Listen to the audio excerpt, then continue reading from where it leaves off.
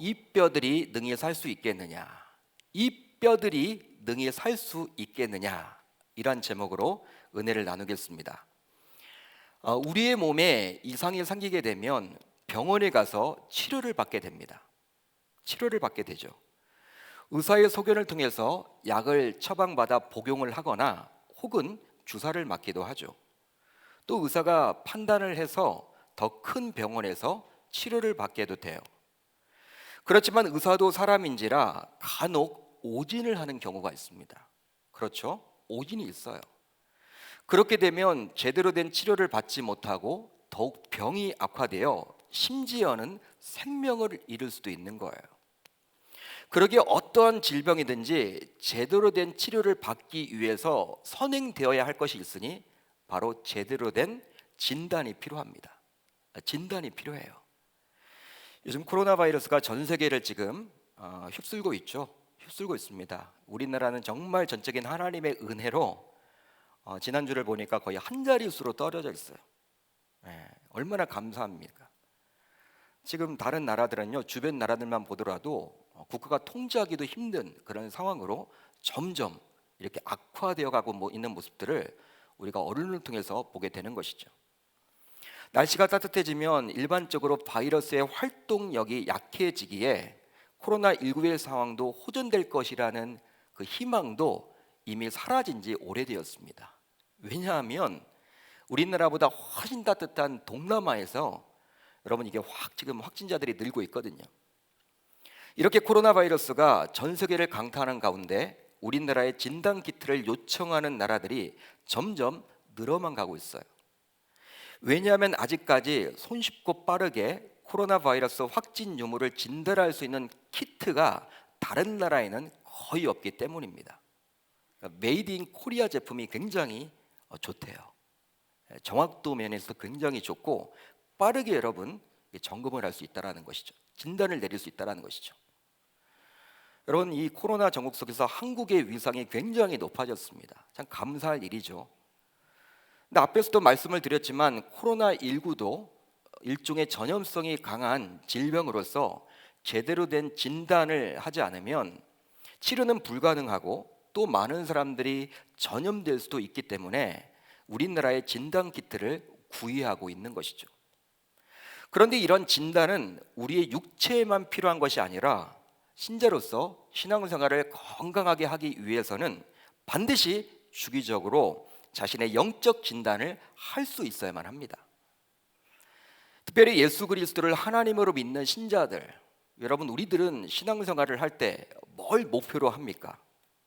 기왕이면 예수 믿는 것 제대로 잘 믿어서 말씀대로 살기를 기대하고 또 하나님의 말씀에 순종해서 비교적 건강하게 신앙생활을 하는 것을 기대하지 않습니까? 그걸 다 기대하잖아요. 그렇게 되려면 바로 주기적으로 반드시 자신의 영적 진단을 할 수 있어야만 하는 거예요. 그건 누가 여러분 대신할 수가 없습니다. 스스로 해보셔야 하는 거예요. 이제 오늘 우리가 살펴볼 본문은 바로 에스겔 37장인데요.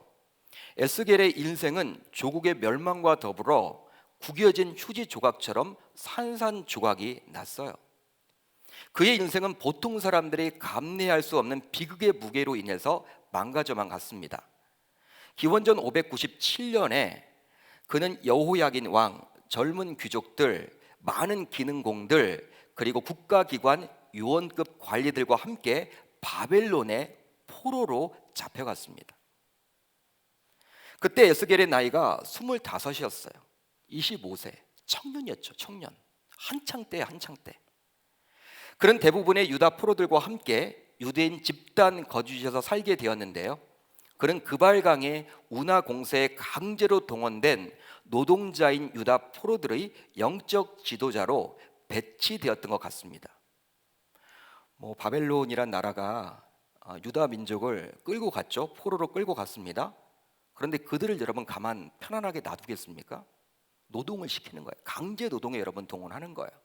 그발 강가에 있는 그 운하 공사에 동원을 했습니다.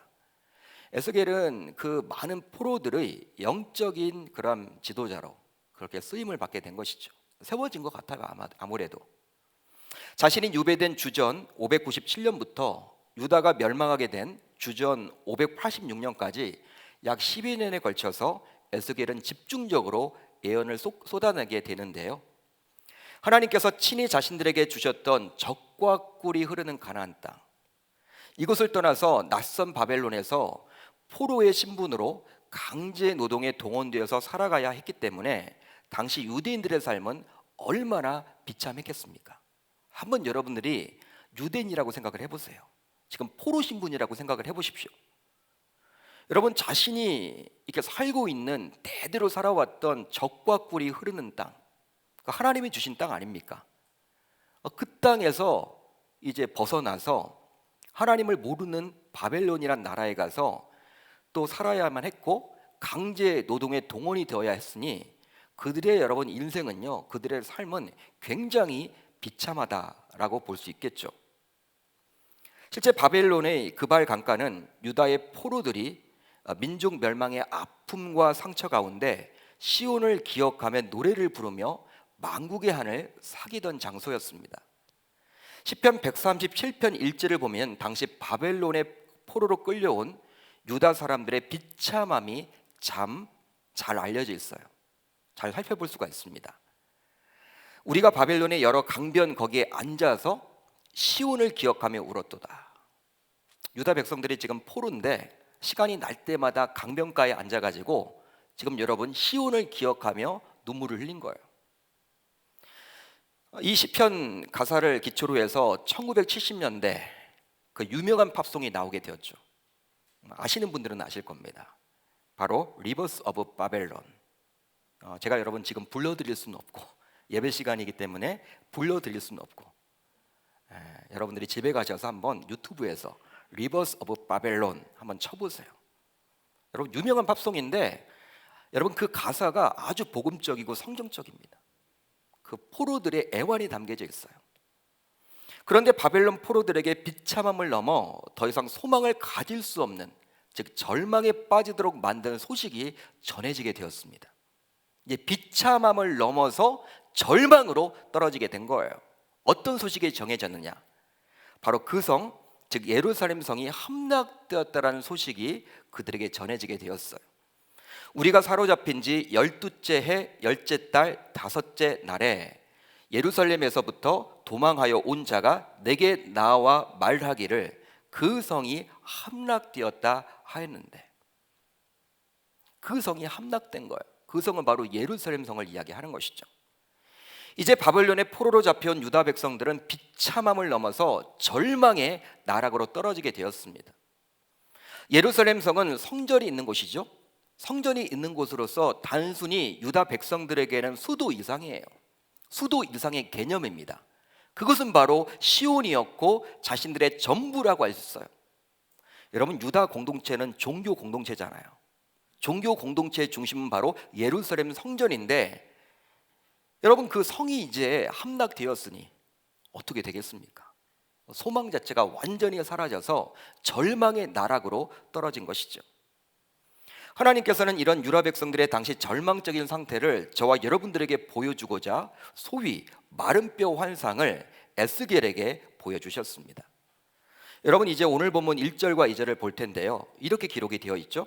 여호와께서 권능으로 내게 임재하시고 그의 영으로 나를 데리고 가서 골짜기 가운데 두셨는데 거기 뼈가 가득하더라. 나를 그 뼈 사방으로 지나가게 하시기로 본즉 그 골짜기 지면에 뼈가 심이 많고 아주 말랐더라. 이렇게 기록이 되어 있어요. 여러분 에스겔 37장을 묵상할 때 여러분 우리가 상상력을 동원해야 돼요. 이 37장을 보실 때는요 그냥 딱 읽고 내려가시면 안 돼. 우리 여러분 상상력을 동원하셔야 됩니다. 상상력을 가지고 동원해서 여러분 이 노란 글씨를 보시면 좋겠어요. 지금 두껍게 여러분 노란 글씨로 처리되어 있죠. 그 골짜기 지면에 뼈가 심이 많고 아주 말랐더라. 에스겔은 하나님의 영에 사로잡혀 마른 뼈들이 가득한 골짜기로 가게 되었습니다. 골짜기에는 아주 많은 사람들의 뼈들이 쌓여 있었습니다. 거기에는 죽은 지 매우 오래되었음을 알 수 있는 근거로 마른 뼈가 있었어요. 마른 뼈, 말랐다라는 거예요. 바싹 마른 거. 습기조차 없는 거, 물기조차 없는 거, 아주 오래된 뼈라는 것이죠. 당시 사람들은 사람이 죽으면 우리와 같이 매장을 하지 않고 가족묘라고 불리는 동굴에 시신을 안치했다고 그래요. 유다 사람들이 그렇게 했습니다. 그렇기 때문에 예수님이 십자가에 달려서 죽었을 때도 그 시신을 우리와 같이 매장하지 않고 아리마대 요셉의 그 가정묘, 그가 준비해 놓았던 그 동굴에 이렇게 안치를 했던 거예요. 세월이 흐르면 동굴에 안치된 시신에서 남는 것은 뼈뿐일 텐데요, 뼈는 공기에 노출되어 있기에 시간이 지나면 하얗게 변한다고 합니다. 아주 하얘지는 거예요. 에스겔이 환상 속에서 본 뼈들이 바로 이런 모습을 보이고 있는 것이죠. 에스겔은 죽은 지 너무 오래되어서 생명력이라고는 전혀 찾아볼 수 없는 뼈들을 지금 보고 있는 것입니다. 어쩌면 우리가 주님을 만나고 하나님의 자녀가 되기 이전의 모습, 바로 우리의 영적인 모습이 그러지 않나 우리가 생각해 볼 수 있는 것이죠. 지금 우리는 하나님을 믿고 예수 그리스도를 나의 구주로 고백하잖아요. 하나님의 자녀가 되었잖아요. 근데 우리가 하나님의 자녀이기 전에 그 모습이 바로 영적인 눈을 가지고 보게 되면 이 마른 뼈 같지 않았나, 바싹 말라 비틀어지지 않았나, 그렇게 생각해 볼 수도 있는 것이죠. 마찬가지로 당시 바벨론의 포로로 끌려가서 언제 돌아올지 모르는 유다 백성들의 상황이 바로 마른 뼈와 같이 몹시 절망적인 상태였던 거예요. 즉 회생이 도저히 불가능해 보이는 형편이 바로 유다 백성들이 처한 상황이었던 것이죠. 실제로 여러분 11절을 보시면요, 이렇게 기록이 되어 있어요. 이것을 확인할 수 있는데, 또 내게 이르시되 인자야, 이 뼈들은 이스라엘 온 족속이라. 그들이 이르기를 우리의 뼈들이 말랐고 우리의 소망이 없어졌으니 우리는 다 멸절되었나 하느니라.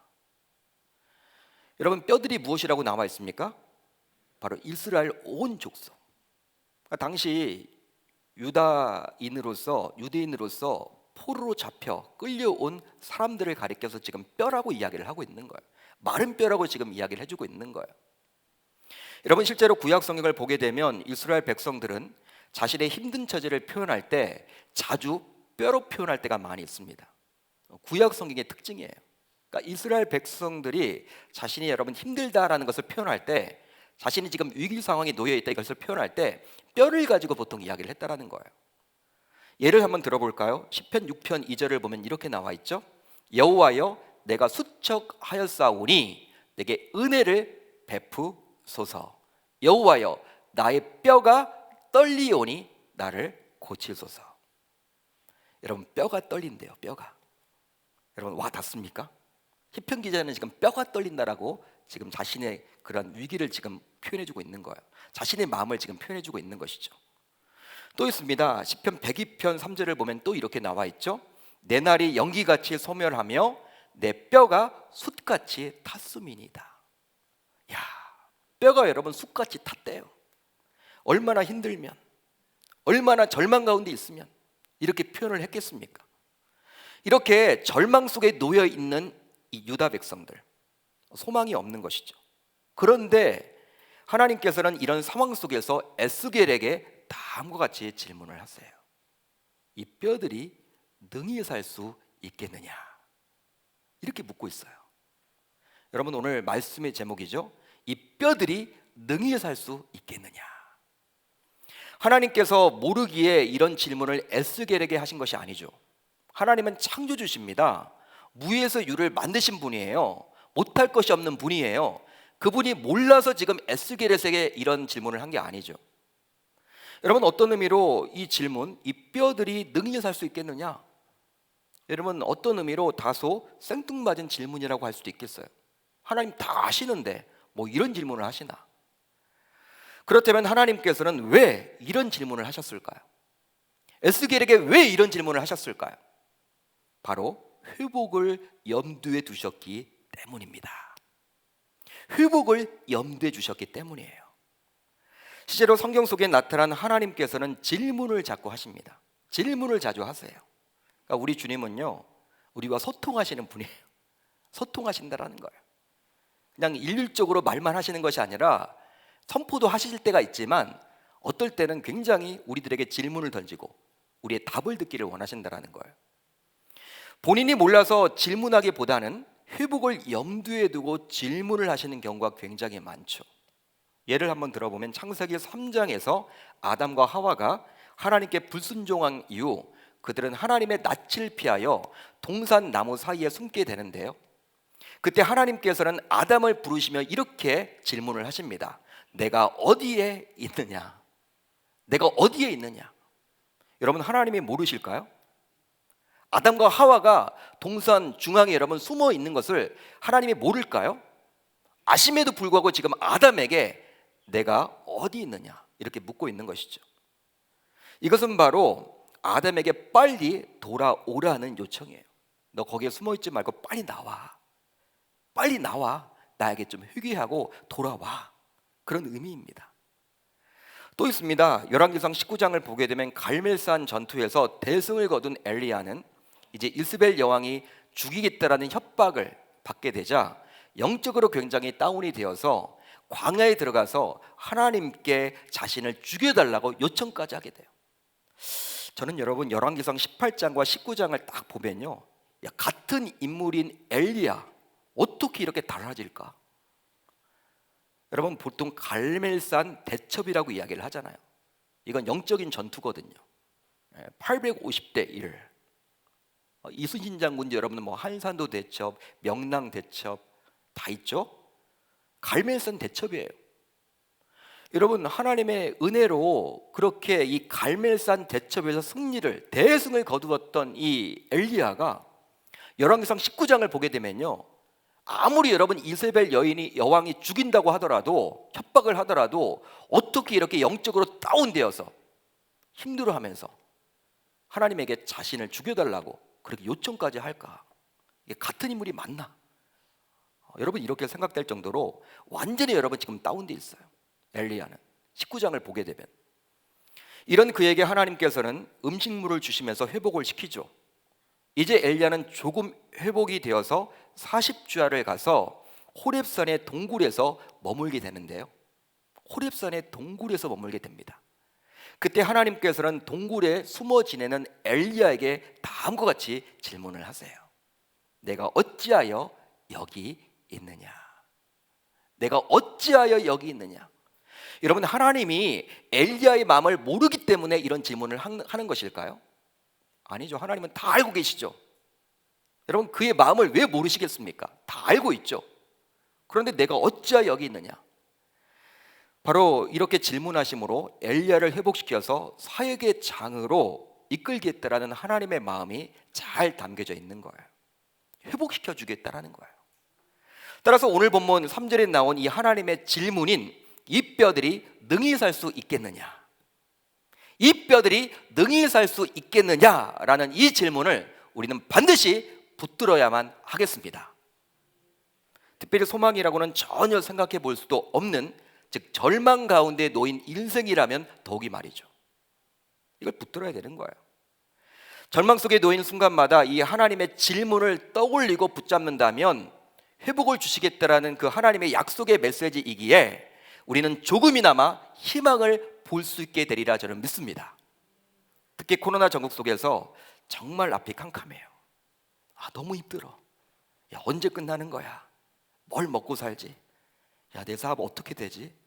굉장히 두려워하고 절망 속에서 하루하루를 살아가는 분들, 마른 뼈와 같이 정말 절망지체, 희망 자체가 보이지 않는 절망 속에서 헤어나오질 못하는 그런 자들이 있다면 오늘 이 하나님께서 하신 질문인 이 뼈들이 능히 살 수 있겠느냐, 이런 질문을 내면에서 자꾸 되뇌일 수 있기를 주님의 이름으로 축복합니다. 그렇게 될 때 우리들은 절망이라는 현실만 바라보지 않고 절망보다 더 크신 위대한 하나님을 바라보게 되는 거예요. 그분의 일하심을 보게 되는 것이죠. 실제로 하나님께서는 이 마른 뼈 환상을 통해서 이스라엘 백성들이 여호와 하나님을 제대로 알기를 기대하셨습니다. 기대하셨어요. 나를 좀 제대로 알면 좋겠다. 하나님이 그걸 원하셨던 거예요. 그러기에 오늘 본문 13절을 보면요, 이렇게 기록이 되어 있죠. 내 백성들아, 내가 너희 무덤을 열고 너희로 거기에서 나오게 한즉 너희는 내가 여호와인 줄을 알리라. 너희는 내가 여호와인 줄을 알리라. 이걸 지금 기대하고 있는 거예요, 하나님은. 또 14절을 보아도 내가 또 내 영을 너희 속에 두어 너희가 살아나게 하고 내가 또 너희를 너희 고국 땅에 두리니 나 여호와가 이 일을 말하고 이룬 줄을 너희가 알리라. 여호와의 말씀이니라. 나 여호와가 이 일을 말하고 이룬 줄을 너희가 알리라. 그러니까 자신의 일하심을 우리가 알도록 우리 주님은 기대하신다라는 거예요. 왜 하나님께서 이렇게 자신의 백성들이 여호와 하나님을 알아야만 한다고 이렇게 말씀을 하실까요? 이렇게 13절에서도 이야기를 하고 14절에서도 이야기를 한 이유가 과연 무엇일까요? 바로 회복을 가능케 하시는 분은 오직 여호와 하나님임을 깨닫도록 하기 위함입니다. 이걸 믿을 수 있기를 바랍니다. 회복을 가능케 하시는 분은 오직 여호와임을 깨닫도록 하기 위함이에요. 다른 데 소망이 없다라는 거예요. 그러기에 에스겔 선지자를 통해서 이것을 계속해서 강조를 해줍니다. 실제로 에스겔서를 여러분 1장부터 차근차근 보게 되시면 너희는 내가 여호와인 줄을 알리라 라는 표현 혹은 의미가 무려 60번 이상 나와요. 굉장하죠 여러분? 전혀 놀라지 않으세요? 60번 이상 나온다니까요. 이게 반복돼요, 반복. 이건 바로 무엇이냐면 하나님이 정말 우리에게 말해주고 싶은 거예요. 말하고 싶은 거예요. 그걸 기대하고 있는 거예요. 제가 하나님께서는 이 마른뼈 환상을 보여주시면서도 역전 회복이 가능함을 저와 여러분들에게 말씀해 주십니다. 할렐루야. 그러게 우리들은 다른 무언가에 소망을 두어서는 안 되며 지금이라도 역전 회복을 하실 수 있는 유일한 존재인 여호와 하나님께만 소망을 두어야 하는 것이죠. 시편 42편 5절을 보세요. 참 여러분 은혜로운 말이에요. 우리 한번 같이 한번 읽어볼까요? 42편 5절 시작. 내 영혼아 내가 어찌하여 낙심하며 어찌하여 내 속에서 불안해하는가. 너는 하나님께 소망을 두라. 그가 나타나 도우심으로 말미암아 내가 여전히 찬송하리로다. 아멘. 할렐루야. 너무 은혜로운 말이에요. 내 영혼아 내가 어찌하여 낙심하며 어찌하여 내 속에서 불안해하는가. 여러분 우리가 코로나 전국 속에서 굉장히 지금 낙심해 있고 절망 가운데 있고 희망을 잃어버렸고 소망 자체가 없고 여러분 두려움이 있고 불안하고 이런 분들이 있다면 이 말씀을 붙들 수 있기를 주님의 이름으로 축복합니다. 너는 하나님께 소망을 두라. 너는 하나님께 소망을 두라. 이게 답이라는 거예요. 이제 다음으로 우리는 하나님의 질문을 받게 된 에스겔 선지자의 답변에 대해서 살펴보려고 하는데요. 오늘 보면 3절 하반절을 보면 이렇게 나와 있어요. 내가 대답하되 주 여호와여 주께서 아시나이다. 이 뼈들이 능히 살 수 있겠느냐라는 여호와 하나님의 질문에 대해서 에스겔은 다소 모호한 대답인 주 여호와여 주께서 아시나이다. 이렇게 답을 합니다. 다소 모호하죠. 분명히 이 하나님의 질문, 이 뼈들이 능히 살 수 있겠느냐, 굉장히 명쾌한 질문입니다. 이 질문을 받게 되면 사람들은 어떻게 대답을 해야 돼요? yes 아니면 no예요. 예 아니면 아니오예요. 뭐 다른 여러분 부연 설명이 필요 없어. 그리고 지극히 상식적인 선에서 해야 할 대답은 바로 no, 아니오겠죠. 왜냐하면 인간의 이성으로 보게 되면 마른 뼈들이 다시 살아난다는 것은 불가능한 일이기 때문에. 불가능한 일이잖아요.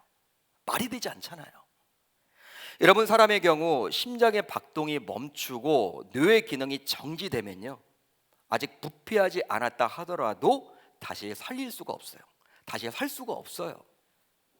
병원에 여러분 위급한 환자가 갔습니다. 아직 여러분 숨이 붙어 있어요. 그럴 때는 의료진들이 이 사람을 살리기 위해서 굉장히 몸부림을 치겠죠. 약물을 투여하고 여러분 그 기구를 통해서 의료 장비를 통해서 이 사람을 정말 살려놓으려고 몸부림을 칠 거예요. 그렇지만 숨이 딱 멎으면요 심장이 여러분 뛰지 않고 뇌의 기능이 정지되면요 몸은 여러분 그대로에 부패되지 않았어요. 그럼에도 불구하고 흰천으로 덮어버려요. 살릴 수 없다라는 것이죠. 하물며 죽은 지 너무 오래되었습니다. 그러기에 바싹 마른 뼈만 남아있는 상황인데 그것이 다시 살아난다는 것은 인간의 이성으로 볼 때 지극히 불가능한 일에 틀림이 없어요. 지극히 불가능한 일임에 틀림이 없는 거예요. 그런데 에스겔은 아니오라고 대답을 하기는커녕 그렇게 말하지 않고 오히려 주 여호와여 주께서 아시나이다, 주 여호와여 주께서 아시나이다 라고 대답을 했어요. 그렇다면 에스겔은 왜 이리 모호한 대답을 했을까요? 여러분, 우유부단하기 때문에 그런 겁니까? 예스 아니면 노도 못하는 그런 사람이에요? 에스겔이? 아니에요. 에스겔서를 보게 되면요, 그는 명확한 사람이었어요. 자기 주관이 여러분 철저한 사람이었어요. 굉장히 여러분 이성적인 사람이었어요. 그럼에도 불구하고 왜 여러분 이렇게 다소 모호한 이런 대답을 했을까요? 바로 자신에게 질문을 한 이가 인간이 아닌 창조주 여호와 하나님이셨기 때문입니다. 자신의 이성적인 사고로는 분명히 아니오가 맞습니다. 아니오를 말하고 싶어요. 그렇지만 자신에게 묻는 하나님은 무에서 유를 창조하시는 창조주 여호와 하나님이시기에 그분이 하신다면 가능한 거예요. 당신은 하실 수 있습니다. 나는 못해요. 그렇지만 당신은 하실 수 있습니다. 믿음의 고백이죠. 신앙 고백인 거예요. 여러분, 이런 에스겔 선지자의 대답하는 모습을 통해서 저와 여러분들은 하나님의 절대 주권을 인정하는 겸손한 그의 모습을 엿볼 수 있는 것이죠. 당신은 하실 수 있으십니다. 나는 못해요. 그렇지만 당신이 하신다면 하실 것입니다. 이루어집니다. 실제 신자이면서도 우리들은 믿음의 대상인 주님의 일하심을 우리 이성적인 한계에 가두어 버릴 때가 너무나 많아요. 물론 주님은 창조주로서 무에서 유를 창조하셨고 생명의 근원이시면 죽은 자를 살리신 분이심을 우리는 알고 믿습니다. 또 그렇게 고백도 해요. 그 인정을 합니다. 그렇지만 막상 삶 속에서 위기를 만날 때, 어떤 절망 가운데 있을 때에는 그분의 일하심을 우리는 이성적인 사고의 틀 안에 가두어 버리고 그분을 놓치고 스스로 자신의 문제를 해결하려고 할 때가 굉장히 많다는 것이죠. 하나님을 플러스하지 않고 자신의 틀 안에, 이성의 틀 안에 가둬버리시고 자신이 그 문제를 해결하려고 하는 경우가 굉장히 많다는 거예요. 그러나 에스겔 선지자는 주님의 일하심을 철저하게 인정할 뿐만 아니라 기억하고 있었던 자였기에 이런 믿음의 대답을 할 수 있었던 거예요. 따라서 이 시간 우리들도 이런 에스겔 선지자와 같이, 이 멋진 선지자와 같이 하나님의 절대 주권을 인정할 수 있어야만 할 줄 믿습니다. 당신은 하실 수 있습니다. 나는 못해요. 그렇지만 당신이 한번 만져주시기만 하면 고침을 받게 되리라 저는 믿습니다. 당신은 창조주시기 때문에 나랑 차원이 다르죠. 하나님의 절대 주권. 코로나 상황이 언제 끝날지 알 수 없어요. 알 수 없습니다. 어제 질병관리본부에서도 그런 이야기를 했죠. 이게 치료제와 백신 개발이 참 쉽지가 않다. 이게 언제 개발이 될지 모른다. 그렇기 때문에 그냥 생활 방역을 잘 해야 된다. 이제 우리가 그렇다고 해서 손 놓고 있을 수는 없고 다 일상생활로 돌아가지만 생활 방역 차원에서 굉장히 우리가 조심조심하면서 살아야 된다. 그런 말을 했잖아요. 여러분, 코로나 상황이 언제 끝날지 알 수 없기 때문에 한 지교회를 담임하는 저도 역시 연약한 인간이잖아요. 연약한 존재이기 때문에 굉장히 답답해하고 또 지칠 때가 종종 있습니다. 저라고 여러분 로봇가 아니잖아요. 목회자지만 저도 사람이기에 하나님 붙들고 간다고 하지만 이게 여러분 장기간 가다 보니까 성도님들을 만나고 싶고 또 사역도 여러분 정말 액티브하게 좀 하고 싶고 뭔가 여러분 막 계획은 많은데 이게 여러분 내 생각대로 잘 안 되잖아요. 답답하죠. 이게 언제 끝나나. 지쳐요. 막 외롭기도 하고 이런 것들을 어떻게 해결을 해야 될까. 그럴 때마다 제가 붙잡고 힘을 얻는 말씀이 있어요. 어제도 이 말씀을 제가 여러 번 읽었어요. 바로 스가랴 4장 6절이에요. 우리 한번 읽어보겠습니다. 시작. 그가 내게 대답하여 이르되 여호와께서 스룹바벨에게 하신 말씀이 이러하니라. 만군의 여호와께서 말씀하시되 이는 힘으로 되지 아니하며 능력으로 되지 아니하고 오직 나의 영으로 되느니라. 아멘. 이 말씀을 제가 읽으니까 다시 여러분 회복이 되었어요. 이는 힘으로 되지 아니하며 능력으로 되지 아니하고 오직 나의 영으로 되느니라. 할렐루야. 이 말씀을 또박또박 여러 번 읽게 되면요, 그냥 불안함, 초조함, 염려, 걱정, 근심 등이 모두 사라지게 됨을 몸소 느끼게 되는 것 있죠. 저는 여러분 또 그 힘을 가지고 달려갑니다. 달려가는 거예요. 그러게 현실적으로 불가능하다고 여겨지는 인생의 문제들은 실상 아무것도 아니에요. 아무것도 아닙니다. 바로 내가 믿고 의존하는 우리 주님은 한계가 없기 때문입니다. 따라서 우리들 모두 불가능을 가능케 하시는 우리 주님을 전적으로 붙들 수 있기를 주님의 이름으로 축복합니다. 이제 마지막으로 하나님께서 마른 뼈들을 살리는 회복의 장면을 우리가 살펴보려고 그래요. 회복의 장면, 바로 오늘 본문 5절입니다. 주 여호와께서 이 뼈들에게 이같이 말씀하시기를 내가 생기를 너희에게 들어가게 하리니 너희가 살아나리라. 할렐루야. 너희가 살아나리라. 마른 뼈가 살아난대요. 회복이죠. 절망에서 소망으로 넘어가는 거예요. 그런데 하나님께서는 두 단계에 걸쳐서 회복을 이야기하십니다. 오늘 말씀 1절부터 10절까지를 쭉 읽어보시면요, 두 단계에 걸쳐서 회복을 지금 말을 해주고 있어요. 우선 외적인 모습의 회복이 먼저라는 거예요. 외적인 모습의 회복을 이야기합니다. 즉 껍데기 회복이라고 보시면 돼요. 오늘 보면 7절로 8절을 같이 읽어볼까요? 시작. 이에 명령을 따라 대언하니 대언할 때 소리가 나고 움직이며 이 뼈 저 뼈가 들어맞아 뼈들이 서로 연결되더라. 내가 또 보니 그 뼈에 힘줄이 생기고 살이 오르며 그 위에 가죽이 덮이나 그 속에 생기는 없더라. 아멘. 여러분 잘 보세요. 에스겔이 계곡에 쌓인 마른 뼈들에게 이제 하나님이 명령하신 대로 그 말씀을 선포하니 어떤 일이 벌어집니까? 뼈들이 서로 막 부딪혀요. 부딪히는 소리를 내며 사람 형태를 되찾고 그 위에 살이 붙고 살갗이 덮여지게 되었어요. 놀라운 기적이 나타난 것이죠. 한번 여러분들의 상상력을 동원해 보세요. 여러분 에스겔이 지금 골짜기에 있어요. 골짜기는 여러분 산 이렇게 봉우리가 있으면 그 밑에 여러분 이게 골짜기죠. V자 모양의 골짜기 아닙니까? 그곳에 여러분 이렇게 뼈들이 가득해 있는데 이 뼈들이 막 날아다녀요. 자기 뼈를 찾는 거야. 뼈들이 섞여 있다가 지금 자기 뼈를 찾는 거야. 막 이쪽 저쪽 막 다니다가 사람의 여러분 모습을 막 갖춰요. 거기다 살이 덮이고 살갗까지 여러분 다 사람의 형태가 된 거예요. 참 대단한 광경이겠죠? 또 계곡에 쌓인 마른 뼈들이 얼마나 여러분 숫자가 많겠습니까? 굉장한 숫자겠죠. 한두 명이 아니겠죠. 숫자를 셀 수 없게 후에 회복된 모습을 보면서 다음과 같이 표현을 해주나요? 극히 큰 군대더라. 에스겔 37장 10절 하반절에 이렇게 기록이 되어 있잖아요. 극히 큰 군대더라. 그런데 겉모습은 모두 회복이 되었지만 아직 그 속에 무엇이 없었습니까? 생기가 없었어요. 생기가 없네. 따라서 생기가 없기에 아직 살아있다고 볼 수 없는 거예요. 아직 살아있다고 볼 수 없는 거예요. 여러분 이것을 통해서 우리는 무엇을 생각해 볼 수 있을까요? 뭘 생각해 볼 수 있을까요?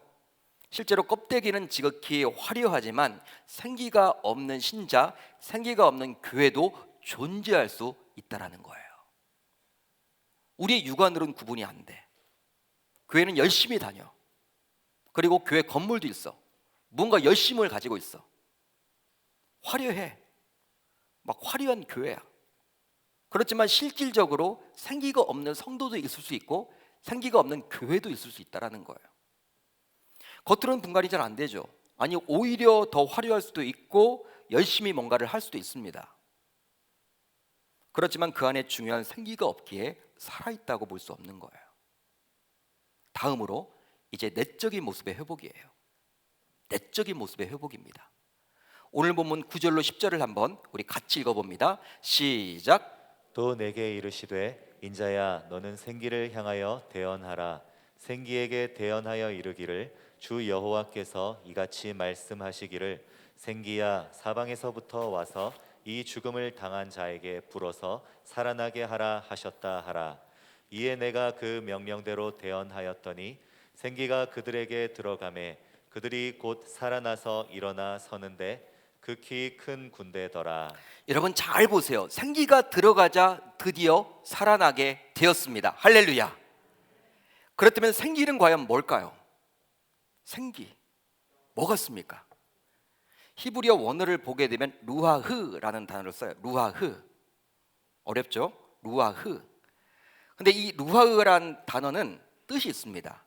바로 숨, 생기, 호흡, 바람, 영, 성령을 뜻해요.